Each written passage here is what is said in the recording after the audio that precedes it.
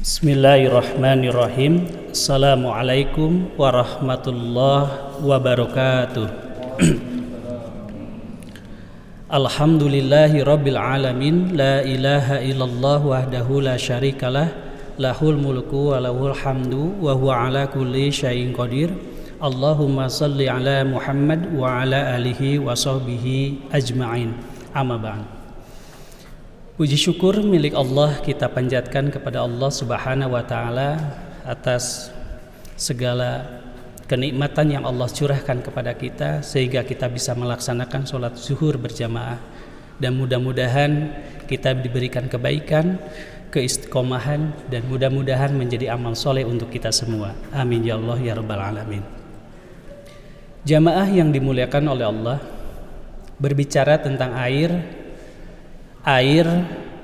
sebagai salah satu bagian penting dalam kehidupan ini.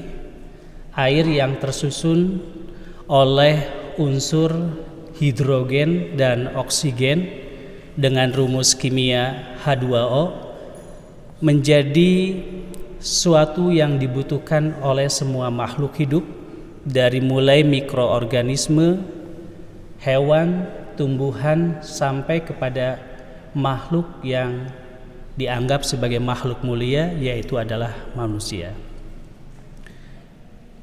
Sebanyak 72% permukaan bumi ini tertutup oleh air, tetapi 97% air tersebut asin dan tidak layak, tidak baik untuk diminum.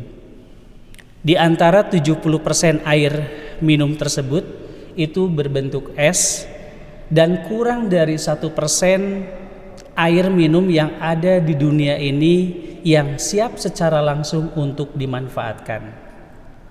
Indonesia termasuk negara yang beruntung karena memiliki lebih dari 50% persediaan air minum yang bisa dimanfaatkan. Sementara kalau kita lihat, sepertiga dari populasi dunia hidup di kawasan negara dengan tingkat persediaan air minum yang minim. Sebagaimana telah kita ketahui bahwa tubuh manusia itu dibangun oleh sebagian besar air. Oleh karena itu, air merupakan komponen utama dalam tubuh manusia. Pada orang dewasa, dari total berat tubuh, lebih dari 50% adalah air. Tanpa air tidak ada satupun reaksi kimia dalam tubuh yang dapat berlangsung. Air sebagai salah satu zat gizi makroesensial yang berfungsi sebagai pembentuk sel sekaligus cairan tubuh. Untuk memenuhi kebutuhan hidup manusia, air diperoleh dari berbagai macam sumber, baik itu air tanah, kemudian air hujan, kemudian air laut, termasuk juga air permukaan. Namun air-air tersebut tidak bisa secara langsung untuk diminum, apalagi air laut, kemudian air hujan. Di daerah-daerah industri, air hujan itu memiliki derajat keasaman yang tinggi, sehingga kalau diminum itu akan membahayakan kepada tubuh manusia. Nah, tubuh manusia tersebut memerlukan kurang lebih 2 liter air per hari untuk menjaga stabilitas tubuhnya dan untuk menjaga kesehatan. Dalam perkembangannya, manusia memerlukan air dalam berbagai macam kondisi, dalam berbagai macam tempat, sehingga memerlukan efektivitas dan efisiensi melalui berbagai macam sentuhan sains dan teknologi. Salah satu produk yang merupakan sentuhan dari teknologi dalam pengolahan air adalah air minum dalam kemasan, atau yang kita kenal dengan istilah AMDK. AMDK ini, air minum dalam kemasan ini, membuat kebutuhan manusia akan air itu cepat terpenuhi di mana saja dan dalam keadaan yang baik dan layak untuk diminum. Nah, hal tersebut kenapa muncul industrialisasi air minum?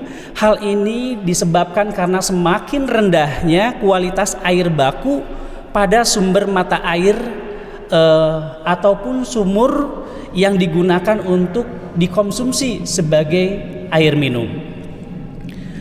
Meski demikian, dengan tumbuhnya air minum dalam kemasan, tidak serta-merta kita tidak memperhatikan kualitas air tersebut, baik dari sisi kehalalannya maupun dari sisi ketoyibannya. Kalau misalnya kita mengambil air dari gunung langsung diminum, itu tidak menjadi persoalan selama air itu bersih dan sumbernya bersih. Tetapi akan menjadi persoalan ketika air itu harus melalui proses industrialisasi, yang mana dalam tahapan-tahapan produksinya itu mengalami penambahan zat-zat tertentu, penggunaan bahan-bahan tertentu yang memungkinkan barang-barang yang halal tersebut menjadi haram. Ini yang disebut dengan titik kritis. Titik kritis ini dimaksudkan adalah sebagai dalam tahapan suatu produksi atau pengolahan suatu barang, ya, suatu produk itu, yang sesuatu itu awalnya adalah halal karena ada proses tahapan produksi dengan penambahan penggunaan barang tertentu, akhirnya menjadi haram. Contohnya adalah air minum ini. Air minum ini adalah air minum dalam kemasan dengan merek UIN Sunan Gunung Jati Bandung. Mohon maaf disebutkan mereknya karena kebetulan kita sedang berada di UIN Sunan Gunung Jati Bandung. Bukan berarti ini adalah pesanan, apalagi saya di endorse untuk mempromosikan produk ini. Tidak. Gitu. Kebetulan saya minum ini. Dan apa yang menjadi alasannya saya meminum air minum dalam kemasan ini, salah satu yang harus menjadi pertimbangan adalah karena terdapat logo halal, yang artinya bahwa air minum ini tersertifikasi halal. Muncul pertanyaan, kenapa air itu harus disertifikasi halal? Yang jelas-jelas bahwa air itu sumbernya dari gunung, dari sumur, dari tanah. Lalu mengapa harus melalui proses sertifikasi halal? Itulah yang menjadi pertanyaan banyak orang. Sebagaimana yang disampaikan, air kalau diminum dari sumbernya secara langsung tidak menjadi persoalan. Selama toib. Toib itu tidak berbau, ya, tidak beracun dan sebagainya. Tetapi kalau sudah melalui proses industrialisasi, ada tahapan-tahapan produksi yang tentu harus diperhatikan kehalalannya. Oleh karena itu, ketika air minum ini akan disertifikasi halal, itu minimal melalui 3 tahapan produksi.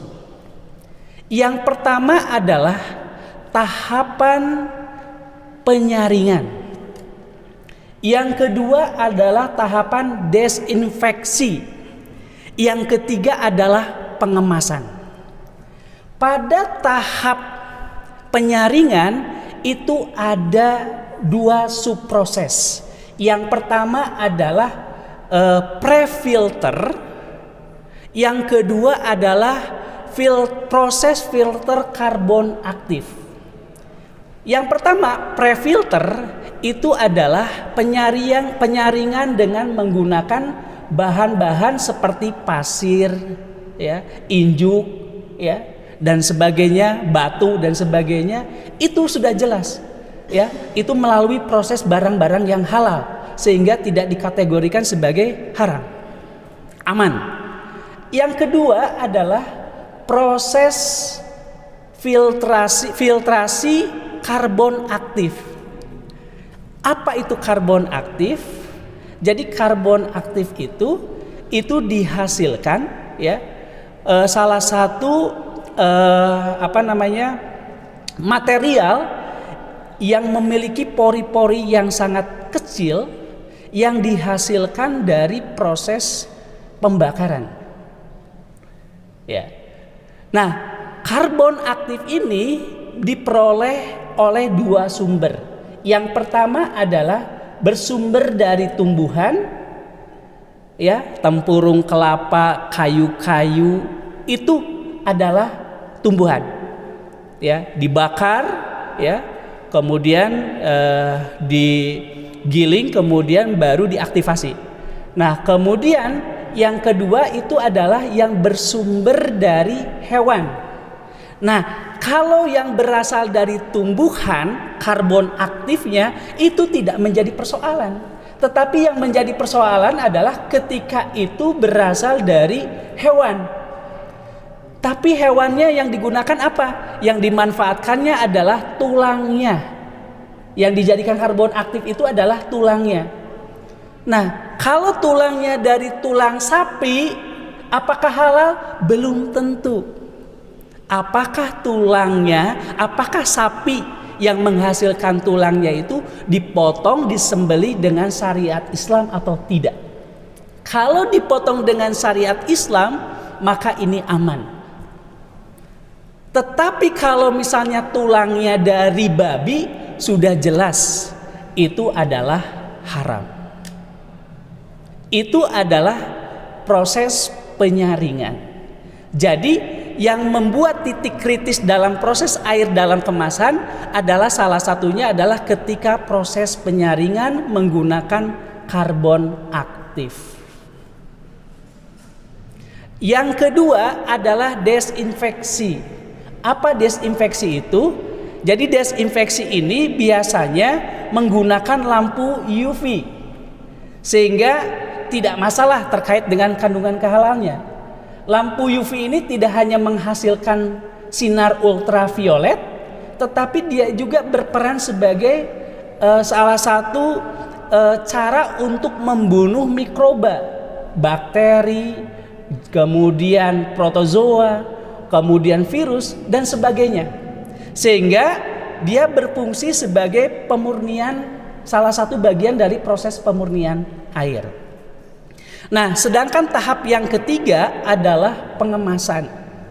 Nah, ketika akan dikemas, maka yang perlu diperhatikan sebelum air itu dimasukkan ke dalam botol kemasan, maka yang perlu diperhatikan adalah bahan baku dari botol ini.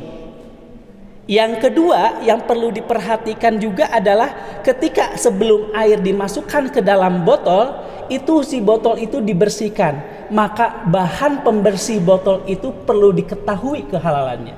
Oleh karena itu, ya, Majelis Ulama Indonesia begitu sangat memperhatikan melalui LPPOM, sangat memperhatikan tahapan dalam proses produksi sehingga sertifikasi halal suatu produk itu dikeluarkan. Itu dengan kehati-hatian yang cukup tinggi sekali dalam rangka menjamin bagi kenyamanan, keamanan bagi umat ketika dia akan mengkonsumsi suatu produk.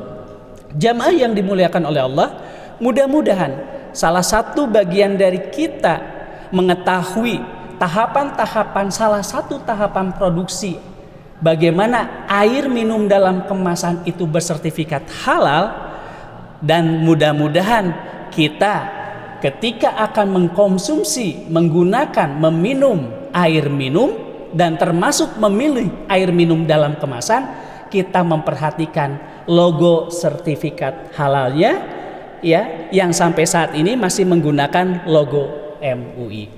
Wallahu a'lam bishawab. Wabillahi taufiq wal hidayah. Wassalamualaikum warahmatullahi wabarakatuh.